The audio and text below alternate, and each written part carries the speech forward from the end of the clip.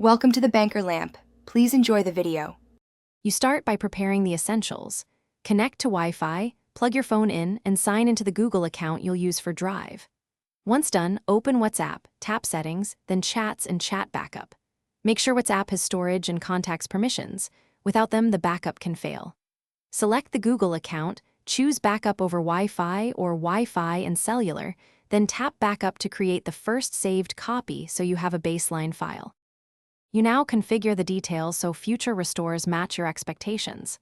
First, pick a frequency. Daily gives the most recent chats, weekly saves space. Then decide whether to include videos. They greatly increase backup size. Next, enable end-to-end encrypted backups if you want extra security.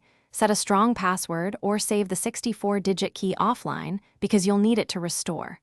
Once configured, WhatsApp will perform to complete the cycle. Install WhatsApp on the target Android, verify using the same phone number and the same Google account, and when prompted, tap Restore.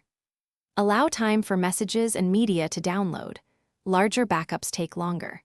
If something goes wrong, the key troubleshooting step is to confirm the Google account and Drive backup exist, and that WhatsApp has Drive and storage permissions. Also verify you used the correct encryption password or 64-digit key, and reattempt restore over a stable Wi-Fi connection.